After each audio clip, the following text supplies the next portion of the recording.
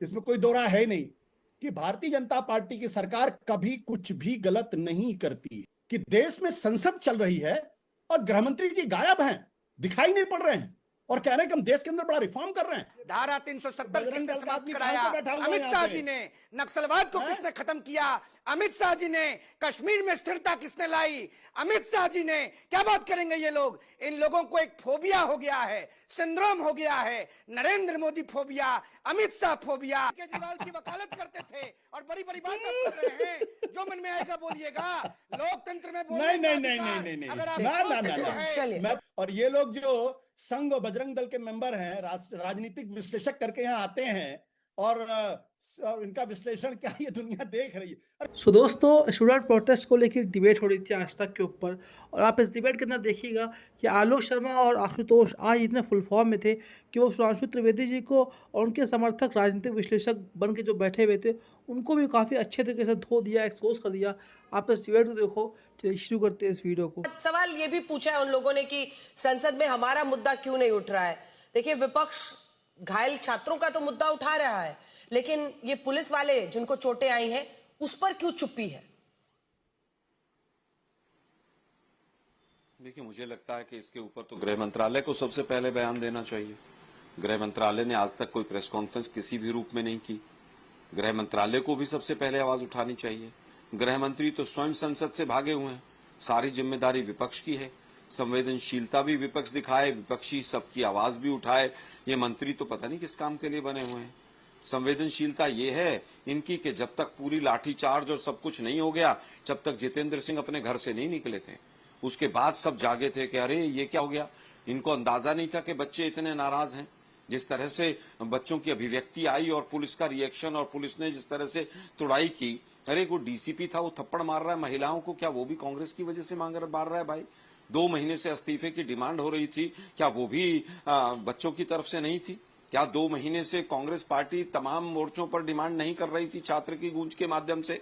समाधान अगर आपको निकालना होता तो 2024 में जो पेपर लीक हुआ था उनके जो कल्प्रिट थे उनको जेल में डाल देते। आप लोग तो केवल पीआर करने में बिजी रहते हैं। अब आनंद मंगल विदेशों में जाके कौन करता है ये तो पूरा देश जानता है। विदेशों में लोटपोट कौन होता है और खी कौन करता है ये भी पूरा देश जानता है। और मेलोडी कौन खेलता है ये भी पूरा देश जानता है। लेकिन आज का वो विषय नहीं। एक निरर्थक बिल लेकर आए हैं आप सरकार को और आरएसएस को बचाने के लिए, जिस बिल में कहीं पर ऐसा प्रोविजन नहीं है कि पेपर लीक कैसे रुकेगा। उसके अंदर हमें तो कहीं दिखा नहीं है भाई पेपर लीक हो जाएगा तो हम इतनी सजा दे देंगे। अरे भाई पेपर लीक हो ही जाएगा तो आप फिर 2 करोड़ की पेनल्टी लगाएं, 10 की लगाएं, 5 की लगाएं, उससे कितना फर्क पड़ेगा? आप किसी को 7 साल जेल में रख दिए, किसी को 5 साल जेल में रख दीजिए, लेकिन पेपर लीक कैसे रुकेगा? एनटीए की कार्यप्रणाली के ऊपर, एनटीए को भंग करने के ऊपर आप उस बिल के अंदर कुछ भी नहीं लेके आए, क्योंकि एनटीए मतलब आरएसएस। एनटीए में सारे वो लोग दागी भरे हुए हैं जो आरएसएस के मुखपत्र के अंदर काम करते हैं, पूरी तरह से आरएसएस के मुखपत्र है। आप उसके ऊपर एक शब्द नहीं बोले। जो जिस तरह से सीक्रेसी और बायोमेट्रिक्स और तमाम जो काम करती एजेंसी है उसकी कार्यप्रणाली पर एक शब्द नहीं है। हमने तो कहा था जिस समय पर 2013 में प्रपोज हुआ था कि इस तरह की एक ऑर्गेनाइजेशन बने। आप 4 साल तक उस पर बैठे रहे, 13 से लेकर 17 तक, और 17 में आपने एक एनजीओ को सारा कुछ दे दिया। अरे भैया पार्लियामेंट से एक पास करते हैं कि हम यूपीएससी की तरह, एसएससी की तरह, सीबीएसई की तरह एक टेस्टिंग एजेंसी अलग से बनाते हैं और इसमें इस तरह के लोग होंगे, ये चयन की प्रक्रिया होगी और ये हमारा मॉडस ऑपरेंडी होगा, इस तरह से पेपर सेट होगा, इस तरह से हम टेक्नोलॉजी का यूज करेंगे, इस तरह से एआई का यूज करेंगे। एक दिन पहले 12 घंटे पहले पेपर फाइनलाइज होगा। उसके ऊपर तो सब कुछ खामोश है, मौन है, और उल्टा आप धर्मेंद्र प्रधान का स्वागत करवा रहे हैं। मतलब निर्लज्जता देखिए। आज 20 तारीख से 31 तारीख हो गई, 12 दिन हो गए। आज 12 दिन तक ये नहीं पता चला कि वो पैलेट गन किसके आदेश पर चली। गृह मंत्रालय की तरफ से एक प्रेस कॉन्फ्रेंस नहीं है।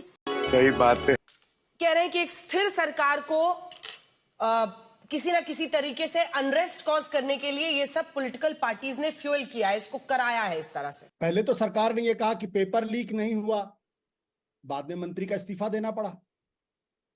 अब सरकार कह रही कि पायलट गन का इस्तेमाल नहीं हुआ, लेकिन पुलिस की जीडी एंट्री में तो साफ तौर पे लिखा हुआ है कि 1:26 22 जुलाई को पायलट गन का इस्तेमाल हुआ और डीसीपी की मौजूदगी में हुआ।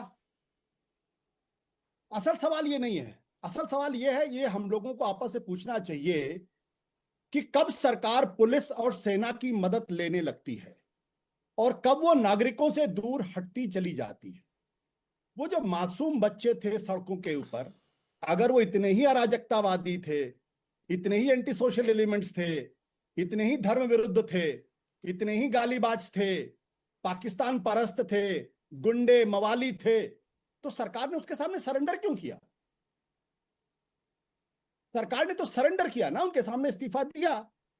अब चूंकि मामला फंस गया है कि धर्मेंद्र प्रधान के बाद अमित शाह के इस्तीफे की मांग होने लगी है, छात्र गंभीरता के साथ इस्तीफा मांग रहे हैं और अमित शाह के साथ अब जिंदगी भर ये लगा रहेगा कि आपने दिल्ली में छात्रों के ऊपर बर्बरता पूर्वक व्यवहार करने वाली सरकार में गृह मंत्री थे, ये उनका साथ छोड़ने वाला नहीं है। तो इसलिए अब नैरेटिव को बदलने की कोशिश की जा रही है। मेरा स्पष्ट तौर पे मानना है कि जब कोई सरकार नागरिक अधिकारों से हटके और उनके लोग ये कहने लगे कि जो आंखों के सामने दिखाई पड़ रहा है कि पायलट गन का इस्तेमाल हुआ, बच्चों की आंखें जा रही हैं, हाथ पैर टूटे हैं और उसमें इलेक्ट्रिक शेल्स का इस्तेमाल हुआ है, लकड़ी में लाठी में कीलों का इस्तेमाल हुआ है और सरकार प्रायोजित कार्यक्रम करवा रही है, तो ठीक है, करने दीजिए ना। देश की जनता इसको देख रही होगी अच्छी तरीके से। सुधांशु जी और जवाब वैसे भी देखिए, मैं तो साफ तौर पर मानता हूं, इसमें कोई दो राय है नहीं कि भारतीय जनता पार्टी की सरकार कभी कुछ भी गलत नहीं करती है। वो उसके सांसद संसद के अंदर गाली नहीं बकते हैं, उनके प्रवक्ता आज तक पर आकर खुलेआम गाली नहीं बकते हैं। महत्वपूर्ण सवाल है, क्या इस सरकार में किसी भी एक आदमी ने, प्रधानमंत्री से लेकर गृह मंत्री तक और सुधांशु त्रिवेदी ने, जो बच्चा अंधा होने वाला है उसके पक्ष में एक शब्द बोला है क्या? एक शब्द अगर बोला हो तो मैं मान जाऊंगा। और इस देश का संसदीय प्रणाली की हालत यह है कि देश में संसद चल रही है और गृहमंत्री जी गायब हैं, दिखाई नहीं पड़ रहे हैं और कह रहे हैं कि हम देश के अंदर बड़ा रिफॉर्म कर रहे हैं। प्रधानमंत्री गायब हैं। क्या कारण है कि इस देश के गृह मंत्री अमित शाह आज संसद के अंदर सदन में नहीं आ पा रहे हैं? क्या उनकी जिम्मेदारी नहीं बनती है कि जब छात्रों के संबंधित इतनी बड़ी परीक्षा पर एक बिल पेश हो रहा हो तो वो उस बिल को फ्रंट इन करें, वो उस बिल में लीड करें, देश को बताएं कि जो वहां पे और जिन लोग और कह रहे हैं कि वहां 100 लोग 200 लोग आए थे, आपकी सरकार बैठ के वहां क्या पकौड़े तल रही थी क्या? कि जब वहां एंटी सोशल एलिमेंट्स थे, कितने लोगों को आपने गिरफ्तार किया? सबने देखा कि एक सत्यम पंडित नाम का लड़का मासूम बच्चों को थप्पड़ मार रहा था, आपकी पुलिस तो गिरफ्तार नहीं कर पाई उसको। वो आदमी गदा लेके वहां घूम रहे थे, जो मां बहन के वहां गालियां दे रहे थे, आपकी पुलिस तो गिरफ्तार नहीं कर पाई। सिर्फ स्टोरी प्लांट कर रहे हैं, सिर्फ स्टोरी प्लांट कर रहे हैं सुबह से शाम तक, और आपके मन में डर बैठ गया है कि अगर यह माहौल ऐसे ही बना रहा तो आप लोगों के लिए बहुत दिक्कत आने वाली है। देखिए, मुझे लगता है कि दिल्ली पुलिस के कमिश्नर को अचानक बदल देना, शायद उस दिन पहले वाले दिल्ली पुलिस कमिश्नर ने, हो सकता है कि इनके आदेश का पालन ना किया हो। दूसरा कमिश्नर आता है और अगले दिन लाठीचार्ज और सब कुछ हो जाता है। डीडीएनटी को भी डिनाई कर देते हैं, एम्स की रिपोर्ट को भी डिनाई कर देते हैं, कह देते हैं हो साहब हो सकता है चला हो। महिलाओं की बात कर रहा था अभी हमारा एक साथी, अरे कंगना रनावत ने जो बोला है उसके ऊपर भाजपा के किसी सांसद ने कहा है कि उसने जेनजी के लिए और हमारी बच्चियों के लिए किस तरह की अभद्र भाषा का उपयोग किया है। मणिपुर में तो डबल इंजन की सरकार थी आपकी, 2-2 बार की सरकार थी, उसके बाद आप उसका रेजिग्नेशन नहीं ले पाए थे, याद होगा ना आप लोगों को। मणिपुर में क्या हुआ, वो कंप्लीटली आप ही का फेलियर था। एक हाई कोर्ट का डिसीजन आया, 62 दिन तक सरकार उसके ऊपर चुपचाप बैठी रही, ना सुप्रीम कोर्ट गई, ना उसके खिलाफ ना पक्ष में कुछ नहीं बोली, और उसके बाद वो दंगा भड़क गया। आज 3 साल होने को आए, मणिपुर का आपने बेड़ा गर्क कर दिया। आप लोग भी मणिपुर की बात करते हैं, थोड़ी सी भी वो नहीं आती आप लोगों को, इलेक्ट्रिक शेल चलाते हैं आप बच्चों के ऊपर। मैं बार बार कहता हूं, एनटीए का फॉरेंसिक ऑडिट करा लीजिए अकाउंट्स का, और एक कंपनी इनोवेटिव व्यू है, केवल इन 2 कंपनियों का करवा लीजिए, पता चल जाएगा कि बीजेपी का कितना रोल है पेपर लीक्स में। पता चल जाएगा 1 मिनट के अंदर कि कितना बड़ा गबन है ये, कितना बड़ा घोटाला है। संदेश खाली में ये हो गया, वहां अफवाह हो गया, पाकिस्तान में ये हो गया। अरे भाई, आपकी सरकार है 12 साल से, देश की राजधानी में अगर इस तरह से बच्चों को मारा जा रहा है, और एक हमारे महानुभाव कह रहे थे हो सकता कांग्रेस ने ही पायलट गन चलवा दी हो। मतलब मैंने ऐसे लोग भी देखे, पता नहीं कहां बैल बुद्धि के प्रभाव में आ गए हैं हमारे साथी जो हैं। मैं पूछना चाहता हूं भाई कि क्या वो बच्चा जिसकी आंख चली गई, जिसके तमाम छर्रे शरीर में लगे हैं, राहुल गांधी जी ने प्रेस कॉन्फ्रेंस की है, वो भी कांग्रेस ने शायद हो सकता है अपने घर में करके भेज दिया हो। आप सोच समझ के तो बोलिए, देश की जनता देख रही है आपको, और जितना आप मना करेंगे, जितना डिनाई करेंगे, जितना डिले करेंगे, उतना आपकी सरकार को नुकसान होगा, बच्चों का नुकसान होगा। बच्चों के घर तो नोएडा तक एफआईआर करने पुलिस पहुंच गई, लेकिन जिन पुलिस वालों ने सरेआम गुंडागर्दी की वहां पर, जिनके तमाम फोटो आ गए, तमाम लोगों ने फैक्ट चेक कर दिया, उनके ऊपर आज तक आप खामोश हैं, क्योंकि वो आरएसएस के गुंडे हैं। और आरएसएस के गुंडे इसी तरह से, यही ऑपरेशन जो है जिस तरह के गुजरात में होता था। मुझे बताइए, केरला का नाम लिया, एक पेपर अगर केरला में आउट हुआ हो तो मुझे बताइए। अगर कर्नाटक में आपने नाम लिया, हिस्ट्री एमए के सेकंड पेपर में पेपर क्वेश्चन डुप्लीकेट क्वेश्चन था, और एक पेपर में डुप्लीकेट क्वेश्चन था, इसलिए सेकंड पेपर रोक दिया गया। पेपर लीक की कोई से राज्यों में घटना नहीं है। इवन मैं कहूंगा, पंजाब में हमने पूरा विरोध किया, पंजाब में मास चीटिंग हुई है, मास चीटिंग का हमने खूब विरोध किया। लेकिन भाई, अगर कहीं पर भी कुछ हुआ है, उसका विरोध हम भी करेंगे, आप भी कीजिए, किसी ने नहीं रोका है। लेकिन सीबीआई को अकाउंटेबल कौन ठहराएगा?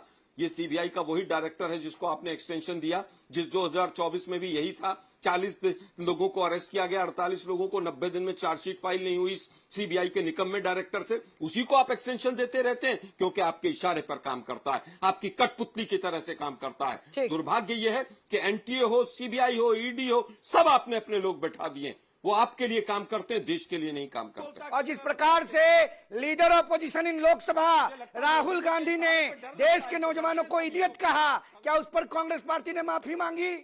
अरे आप बोल क्यों रहे हैं? चुप रहिए ना। आप बोल रहे थे, तुम बोल रहे थे। और अंजना जी, एक महत्वपूर्ण बात, अभी एक वरिष्ठ पत्रकार जो कल तक आम आदमी पार्टी के नेता होते थे, वो देश के गृह मंत्री के संदर्भ में बोल रहे थे। मैं बता देना चाहता हूं, जब नए मॉडर्न इंडिया का इतिहास लिखा जाएगा तो ये लिखा जाएगा, धारा 370 किसने समाप्त कराया? अमित शाह जी ने। नक्सलवाद को किसने खत्म किया? अमित शाह जी ने। कश्मीर में स्थिरता किसने लाई? अमित शाह जी ने। क्या बात करेंगे ये लोग? इन लोगों को एक फोबिया हो गया है, सिंड्रोम हो गया है, नरेंद्र मोदी फोबिया, अमित शाह फोबिया। देश की जनता नरेंद्र मोदी और अमित शाह की क्षमता को जानती है। नौजवानों की आड़ में देश के अंदर दंगा नहीं भड़काने दिया जाएगा। कांग्रेस का इतिहास इमरजेंसी में नसबंदी का रहा है, और कांग्रेस का इतिहास याद किया जाएगा छात्र आंदोलन में दंगा भड़काने के लिए। तो इसलिए आज प्रदर्शन में लाठी थोड़ी चला दीजिएगा, सरकार को अस्थिर कराने के लिए। एक ही जगह आपका रिकॉर्ड बार बार घूम रहा है, एक ही जगह रिकॉर्ड घूम रहा है बार बार। देखिए, मैं इंदिरा गांधी के जमाने में एक नारा था देवकांत बरुआ का, अब तो मुझे हर जगह देवकांत बरुआ ही दिखाई पड़ते हैं भाई। इतना पतन तो नहीं होना चाहिए, कम से कम इतना पतन तो नहीं होना चाहिए। और ये लोग जो संघ और बजरंग दल के मेंबर हैं, राजनीतिक विश्लेषक करके यहाँ आते हैं, और इनका विश्लेषण क्या ये दुनिया देख रही है। अरे कुछ तो कम से कम, कुछ तो लोक लिहाज होना चाहिए, कुछ तो होना चाहिए भाई। कुछ तो पढ़ लिख के आया करिए। क्यों इस तरीके से ज्ञान देते हैं आके? जनता हंसती है आप लोगों की बातों को सुन के। सवाल पूछा जा रहा है भारतीय जनता पार्टी पे, जवाब दिया जा रहा है उसपे। अरे सवाल का जवाब दीजिए ना। अमित शाह जी क्यों संसद में नहीं आ पा रहे हैं? क्या कारण है नहीं आ रहे संसद के अंदर? किससे उनको डर है? किससे डर है? क्यों नहीं अपना मुंह दिखाते वहां पे? क्यों गायब है वो? ये सवाल नहीं पूछा जाएगा। आम आदमी पार्टी में अरविंद केजरीवाल की वकालत करते थे, और बड़ी बड़ी बात कर रहे हैं। जो मन में आएगा बोलिएगा। लोकतंत्र में नहीं। ना। मस्त जोक मारा। दोस्तों, आप लोग चैनल पर नए हो, यहाँ तक आ गए तो प्लीज़ चैनल को सब्सक्राइब कर लेना। चलिए, मैं तो आपको ऐसे किसी नेक्स्ट वीडियो में, तब तो अपना ख्याल रखिए। Bye bye.